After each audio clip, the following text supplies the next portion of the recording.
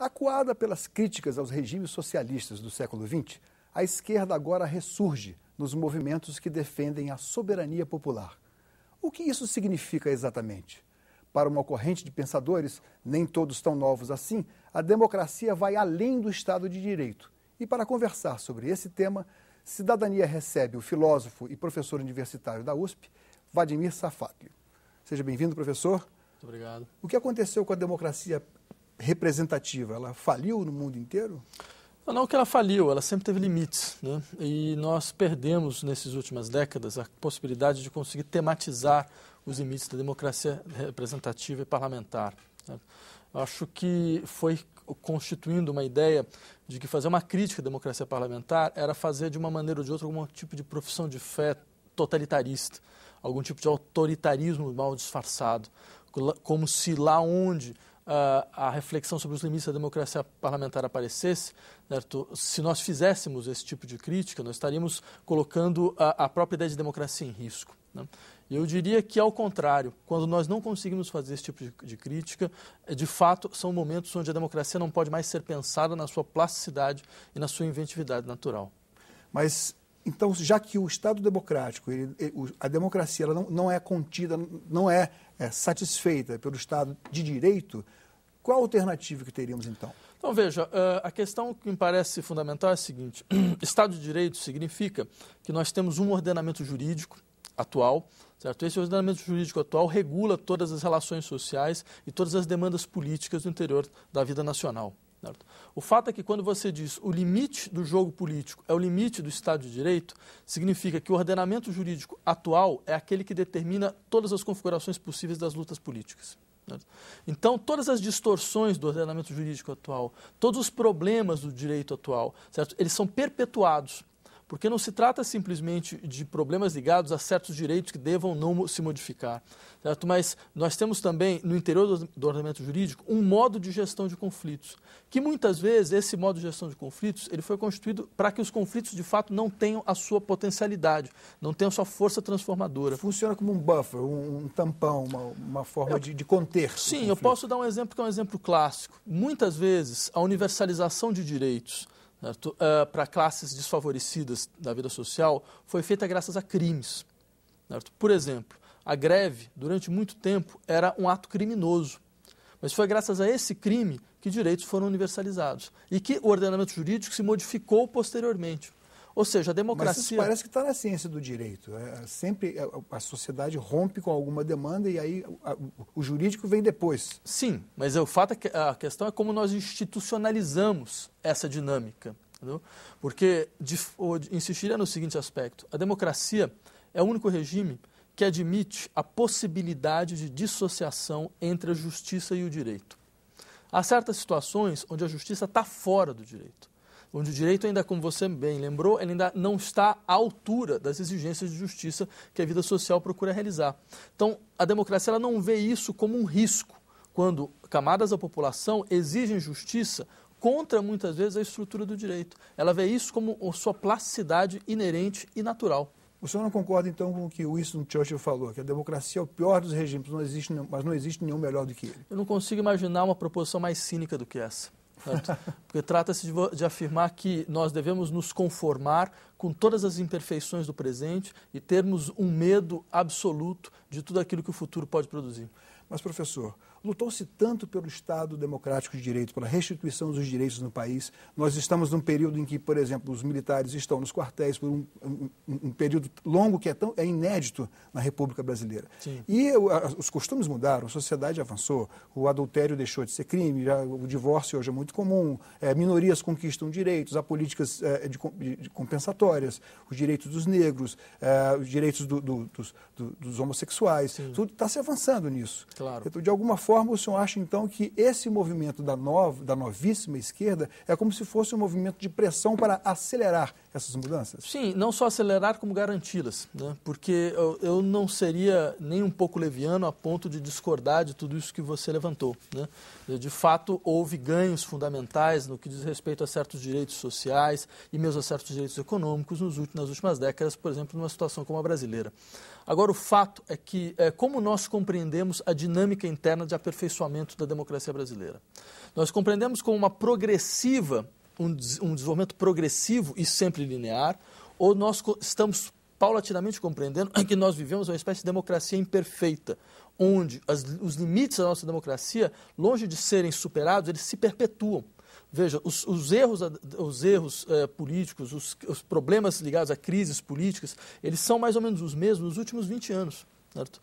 Problemas ligados à corrupção, problemas ligados à baixa densidade de participação popular são mais ou menos os mesmos há 20 anos. E não há nenhum horizonte de transformação. É importante deixar isso claro. Certo? Ou seja, esse sistema onde nós insistimos contra a ditadura, contra o arbítrio, a simples posição de um Estado de Direito puro e simples, ele consegue produzir certos efeitos, mas ele para num certo momento. O que legitimaria a autoridade numa proposta como essa que o senhor coloca? A recuperação do conceito de soberania popular. E como funcionaria na prática, na gestão da sociedade, da organização social, essa soberania popular? Nós devemos lutar para conseguir irmos em direção a uma democracia plebiscitária, né? Uma democracia onde os processos de decisão passam gradativamente para a participação popular direta. Mas operacionalizar isso, o senhor há de convir que é muito difícil. Veja, como sempre foi difícil toda conquista efetiva, certo, no que diz respeito à realização da democracia. Ninguém nunca disse que a efetivação da democracia seria uma coisa simples. Ela exige criatividade política, ela exige vontade e ela exige um corpo de pessoas que esteja realmente dispostos a aprender com os erros. O senhor não receia ser acusado de estar defendendo uma utopia?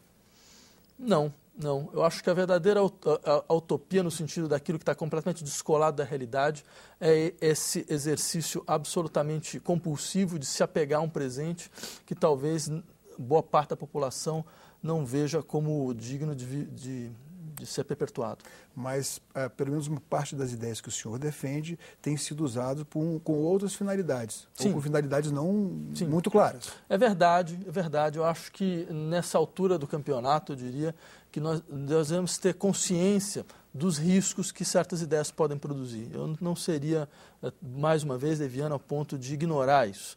Mas eu diria o seguinte, por exemplo, no que diz respeito à estrutura de uma democracia plebiscitária, nós vimos muitas vezes como essa democracia plebiscitária, ela foi, na verdade, um instrumento do poder executivo para esvaziar o poder legislativo e fortalecer um tipo de governo bonapartista.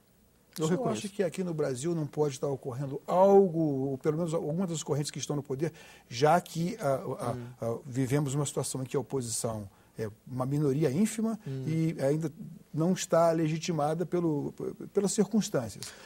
Pelas circunstâncias, inclusive, do funcionamento aqui dentro do Você próprio pergunta parlamento. se isso poderia estar acontecendo no Brasil? Sim. Não, acho que não. Acho que é muito difícil a gente chegar a essa conclusão. Ou seja, isso exigiria um aumento da densidade da participação popular, o que simplesmente não ocorreu. Certo? Bem, os últimos 10 anos da história brasileira podem ter sido anos de certas conquistas econômicas importantes, certas conquistas sociais importantes, mas do ponto de vista político foi realmente catastrófico. E a soberania popular, bom, o soberano que não se manifesta? Não, exatamente essa que é a questão. Veja, a soberania popular significa que nós devemos saber institucionalizar esse poder, que é o poder soberano, da manifestação popular. Muitas vezes, críticos dessa ideia temem uma espécie de ditadura plebiscitária ou qualquer coisa nessa natureza. Eu diria que isso é o mais completo contrassenso. Porque parte, por exemplo, da seguinte ideia, ou seja, o aumento da participação popular é um risco à democracia. Você percebe quão absurda é uma ideia dessa? Isso demonstra muito claramente o que certos setores da vida nacional entendem por democracia. Certo? Eu diria que eu posso entender situações de bonapartismo, onde... Ou caudilismo. Ou poderíamos por exemplo, assim, peronismo na Argentina, que é a sambarca corrente de direita ou da esquerda. Sim. Eu posso entender riscos dessa natureza, posso entender riscos como o chavismo. Eu acho que as críticas elas são absolutamente válidas. Agora, elas não eliminam o seguinte fato. Bem, para além desses riscos, há, de fato, a necessidade de pensar um processo de constituição da participação popular que não seja um simples subterfúgio de fortalecimento do poder executivo. mas que seja ao contrário, um esvaziamento tanto da representação do Poder Executivo quanto da representação do Poder Legislativo, para o desenvolvimento de uma possibilidade de uma democracia direta e de uma democracia real. Nós não necessariamente precisamos pensar a política sob a forma da representação. Mas o senhor não vê um certo risco de um assembleísmo? Veja, como se daria sobre essa participação popular? Através de meios eletrônicos, por exemplo? A democracia digital não é nem um pouco impossível, certo? Existem elementos tecnológicos que nos permitem, hoje em dia, pensar uma modalidade de participação popular muito mais efetiva do que há 50 anos atrás. E sobre o risco de assembleísmo, bem, sem desmerecer o Senado ou a Câmara dos Deputados do Brasil, veja, quando nós temos estruturas do Poder Legislativo que demoram 10 a 15 anos para votar certas leis, certo, devido a uma série de procedimentos não completamente muito claros, eu acho que a crítica de assembleísmo perde um pouco o sentido. O senhor, então, lança um certo descrédito sobre o parlamento. Não é questão de lançar um certo descrédito. Acho que o parlamento tem sua função. Agora, a hipótese... Qual seria, então? Não, ele Se as decisões não estariam mais no nem parlamento? todas as decisões passam pela participação popular. Eu posso entender isso. Quer dizer, eu não teria essa ideia de que, em última instância, todo o processo gestionário da gestão do Estado, um processo complexo, um processo cotidiano, deva passar por infinitas consultas populares. Isso está fora de questão, certo? Eu acho que ninguém proporia alguma coisa dessa natureza. Mas há um conjunto de decisões que afetam diretamente a população e que são decisões absolutamente centrais que podem sim passar. Eu posso dar alguns exemplos. Né? Por exemplo, um caso que me parece bastante exemplar aconteceu na Islândia, né? Que foi um dos primeiros países que entrou na crise econômica europeia de 2008. Né?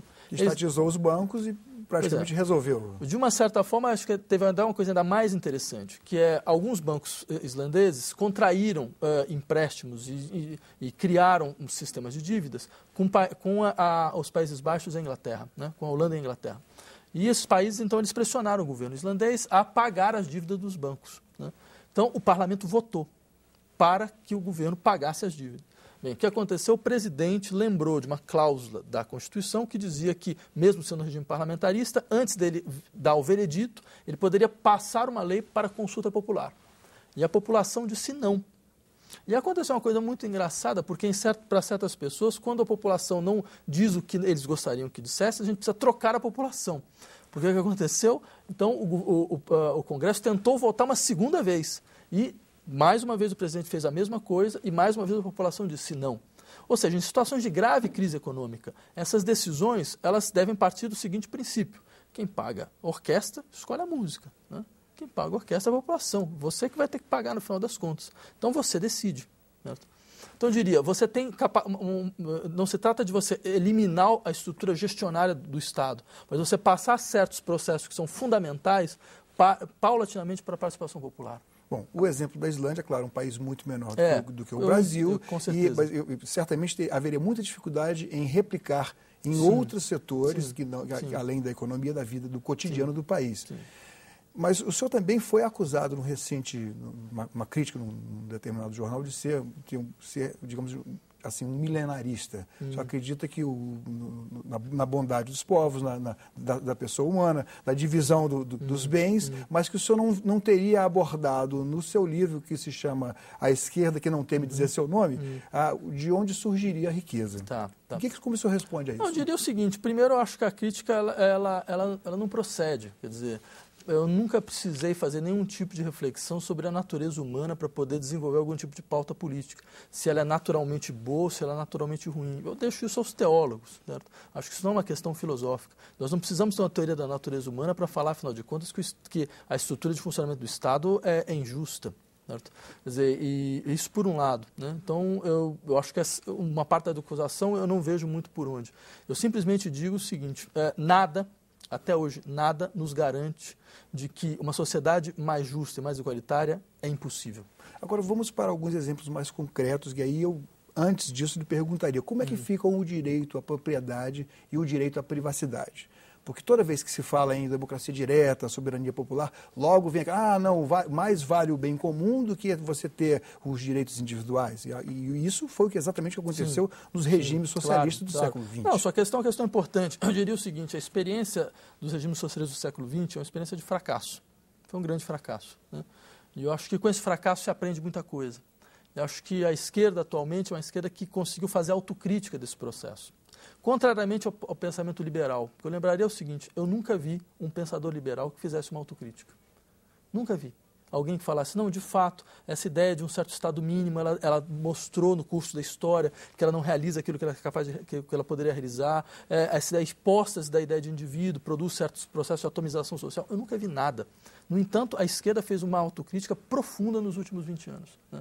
Quer dizer, ninguém está querendo recuperar alguma coisa da experiência dos regimes comunistas do século XX, certo? Eu, por exemplo, diria com a maior clareza, um exemplo, só para que fique claro, Cuba é uma catástrofe. O regime cubano é uma catástrofe.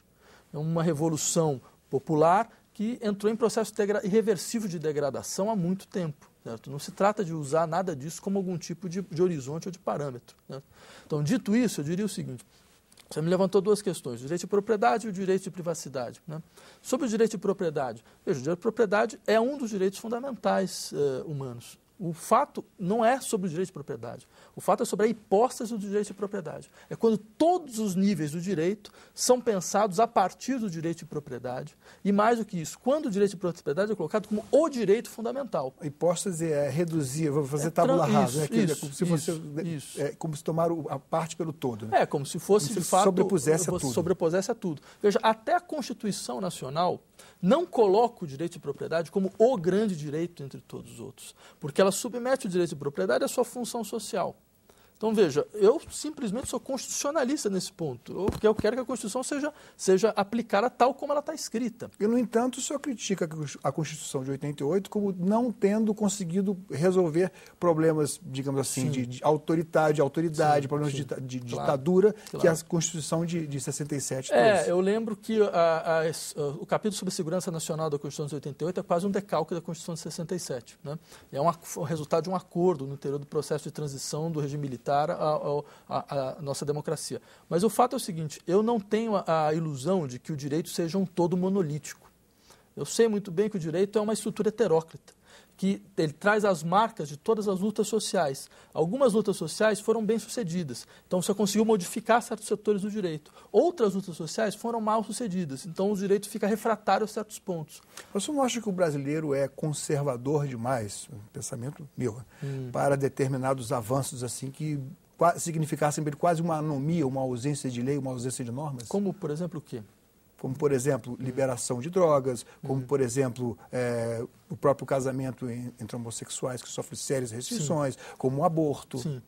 Não, eu não acredito que o povo brasileiro seja conservador. Também não acredito que o povo brasileiro seja naturalmente progressista. Eu acredito que o povo brasileiro ele é, como todo e qualquer outro povo, uma população que procura esclarecimento sobre certas questões. Né?